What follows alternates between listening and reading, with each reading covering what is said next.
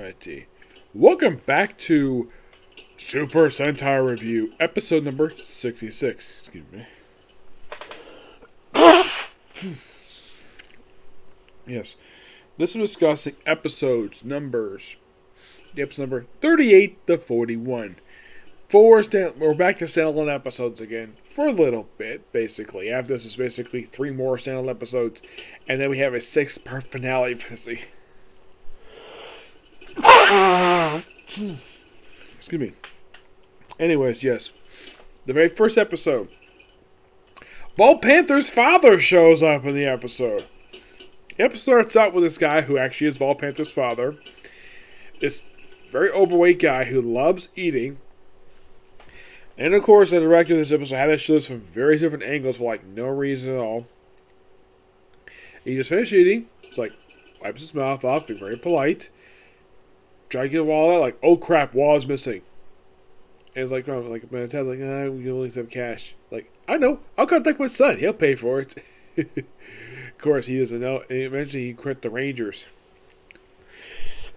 Actually, he was transferred. The whole thing of quitting, which is the cover story. So he goes to find his son, and he's hanging out in the curry shop, and he nearly starts a brawl with the other son Vulcan members. And I'll think about, oh yeah, by the way, we have Taiyo, that's the actual name of the Ball Panther. He tries this curry made by a servant, and it tastes awful. So holding up being chef, and then there's an emergency pops up. And then pretty much everybody except for the apprentice chef, the apprentice chef and Taiyo's father all disappear. Like off screen, like wow, like he's like, I gotta talk for a little while. Like, wait, where did we go? That's his reaction. Heck, even the apprentice chef was like, where the heck did everybody go? I think it's so funny. So the monster in episode 38.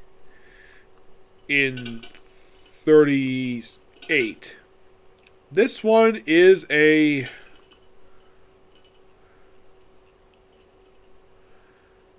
is the totem pole monster. Yes. Oh, and here's a little fun fact for you about the actor who plays Ball Panther's father.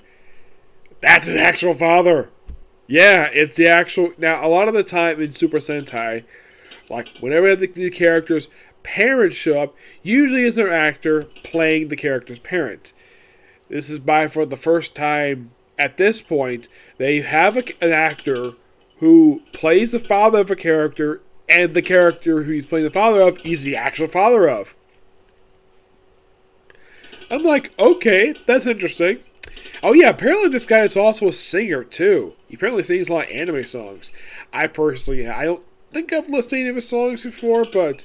So, first explained by... We have Amazon Kid disguises herself as a detective. Mentioning, oh yeah, the sun Vulcan are like evil, even though they're really not. So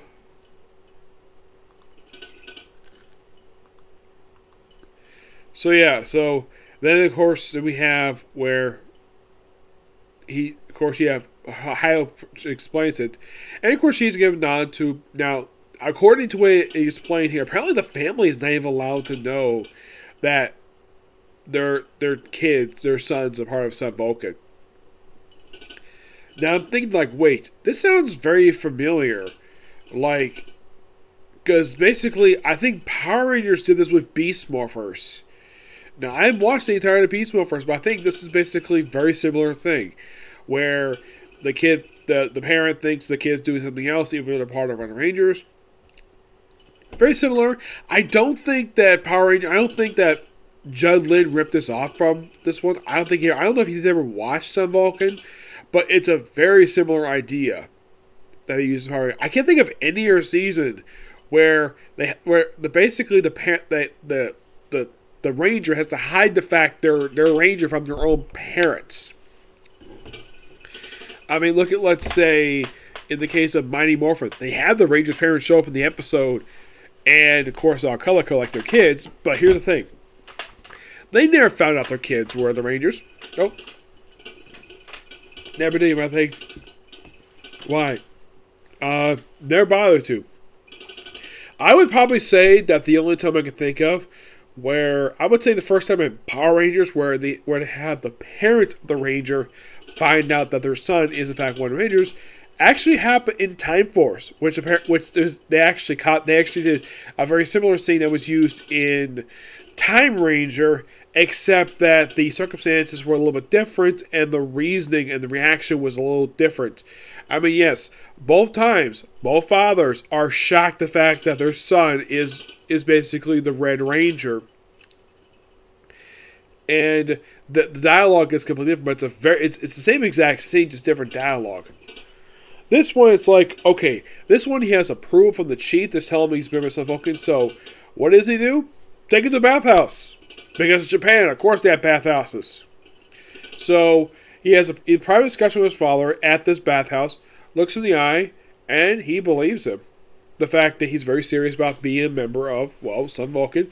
So he said basically, despite the fact he's offered to take over the ranch in the mountains. Apparently he owns 4 mountains, and he sold one of them in order to go on a eating spree. I'm going to various restaurants across the world in order to satisfy his hunger. I'm like, number one, how the heck is he able to afford to buy 4 mountains? Yes, because I would think a mountain, even in Japan, is freaking expensive. That or the fact he must come from a very wealthy family to buy 4 mountains and to sell one of them in order to feed his own gluttony. At least it explains where Vol Panther gets the actual gluttony from.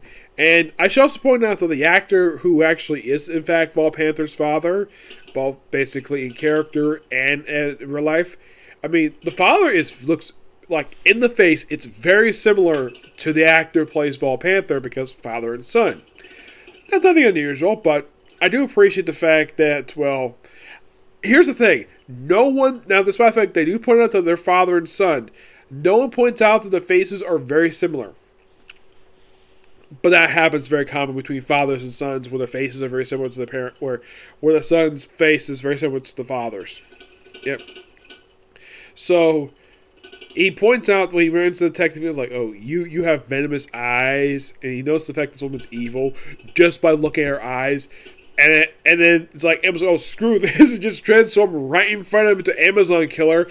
And then she pretty much ties him up comic style with this big humongous rope, just tie him up. I'm like, okay, you don't tie his hands, you just tie basically his arms. I'm like, this is pure comedy. And then we see Vol Panther, who has to basically unmorph. Though the way they do it is basically flip 3 times and basically he's unmorphed. So they go to actually visit the place, and then of course you have him fighting the totem pole monster, which seems somewhat very racist to turn something. Now here's the thing. It's a good thing that the Sentai was not adapted for the US, because this monster would never be accepted in the US at all. Because this monster will be received as big, humongous bigotry against the Native Americans.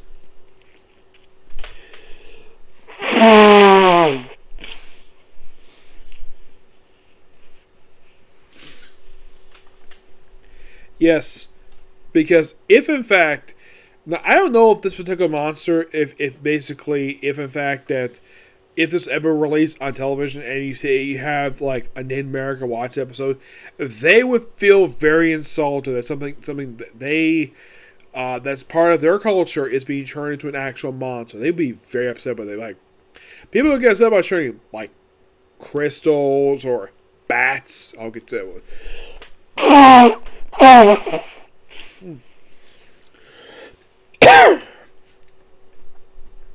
But the whole thing with like other monsters, not really a big issue with that. But I think a Total Po 1 seems a bit racist to turn this one into a monster. But hey, they're evil.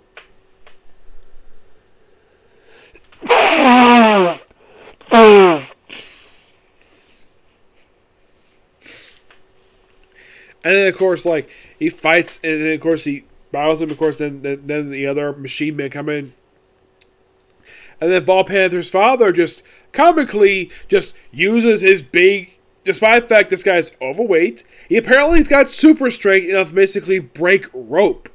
And, like, basically beat the crap out of basically a bunch of robots. Yes. Like, one of them, he puts him in an airplane spin. Yes, that's a wrestling move. Where he just puts him on his shoulders and spins him around. And I'm like, damn, it's like this actor is having so much fun beating up a bunch of, like, grunts. And, of course, then Vol Panther transforms. And, of course, they get a handshake. And, of course, Now, here's the thing. The father just goes off screen after this, like, how about a tall monster? A giant size beam. And then we have a comical ending to this one where, Vol Panther's father basically just hosts a dinner party where the Vol Panther members basically all wearing nice suits, and even Misa's here. And I'm thinking, why isn't the Chief here? And then, of course, we have, can I order seconds? And everyone's like, yeah. And basically this meal probably... Yeah, and the fact that these 4 people are basically going to be embarrassed at looking at the bill. It will be a lot, given the fact that, well, Vol Panther's father was a glutton. Now, here's a little fun story about basically a guy being embarrassed to pay a particular bill. I heard this on the Arn Anderson show, where him, Ric Flair, and a couple of wrestling friends of theirs went to this very expensive bar, I think it was in Chicago, where they finished up eating, and of course Rick drank like a lot, despite the fact he sometimes doesn't really drink a lot anyways. And then Arn basically decides he'll pay the bill, he makes good money.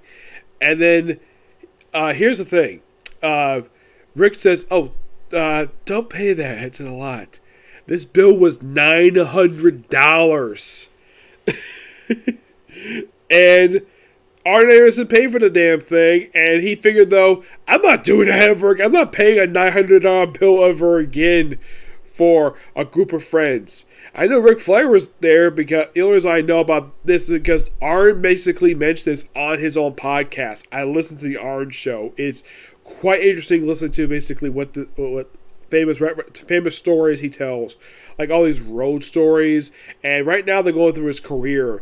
I think the most recent episode they went to, they've been going for like the last 20 episodes, and they're pretty much going by years and then by month recently for his career in JCW.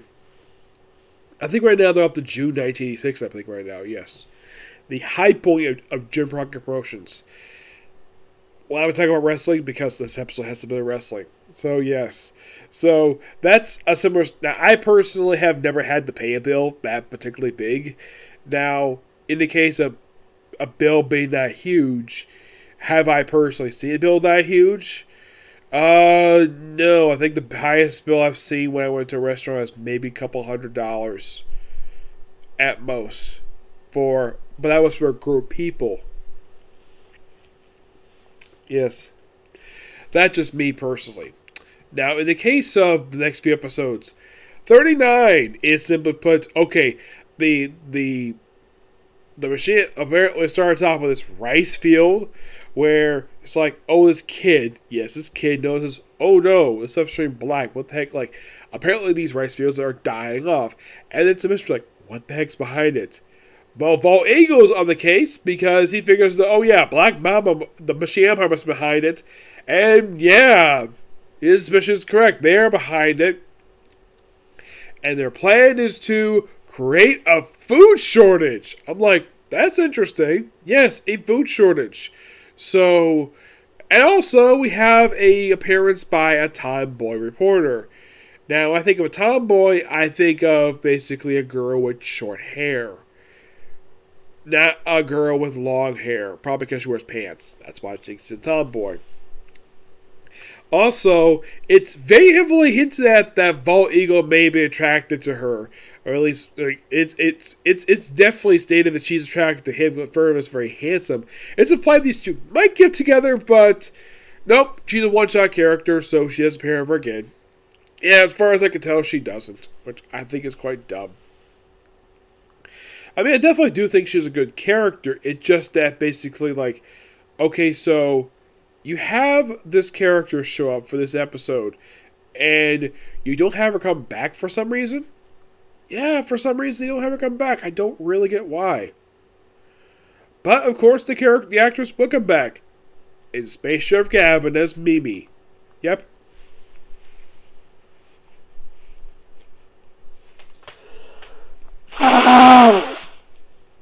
Ugh, excuse me.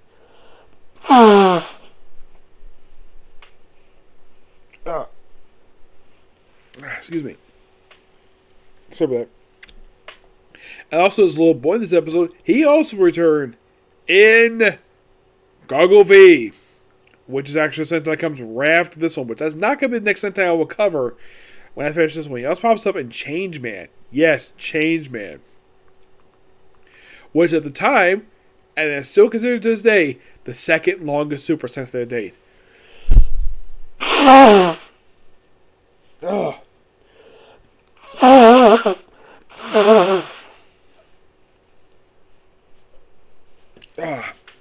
Sorry about that. My nose is basically running here. Goggle V I will cover at a later date. Changeman, very much later. It's not basically my next one. It's going to be... Now, as in the case of Goggle V, I will be covering this one, definitely. That will be covered until, 3 after this one. Changeman won't be until 6 after this one. Basically, a couple more between that and Goggle V. Yes, I will be covering those. Mm-hmm. Yes. Of course, it'll be the monster and the rise return normal. And by the way, this is referred to as the centipede monster. Yeah, centipede monster. Okay. This monster makes that sense of a name. Yeah, and apparently centipedes apparently weak. Apparently, the weakness for rice weakness. Okay. I get the fact centipedes are bugs, but why the heck would they want to destroy rice fields? I don't know. Maybe it's in Japan. Kind of another episode. Episode 40. This one is a quite interesting one. Now you have 38 focus on Vol Panther. You have 39 focus on Vol Eagle. Sorry about this. My nose is itching like crazy. And you're thinking, okay, what is basically 40 based on? It seems like a little bit on, I'd say, Vol Panther a bit. Yeah, basically, it's all about this bat monster who is an assassin for the Black Magma. So, basically, first we have Vol Eagle, the current one anyways. Haiba, where he's basically giving a performance test to the Sand Vulcan, the Jeep that Vol Eagle drives. Everything's a hunky-dory. He basically drives a suit and takes off. Okay, time to look at the engine.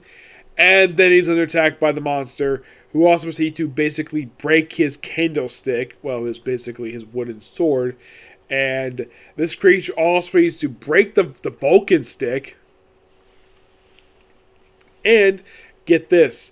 This creature also dodged the Vulcan bolt twice. And he even got a chance. This particular monster also got a chance to, get this, bite a piece of the Vulcan armor suit. Oh yeah, by the way, first time ever I've seen this since I probably think, since Bad Fever J, we see the suits on a table. Actually. And apparently it's fixed off screen mostly. Mm-hmm. Yeah. My stupid nose.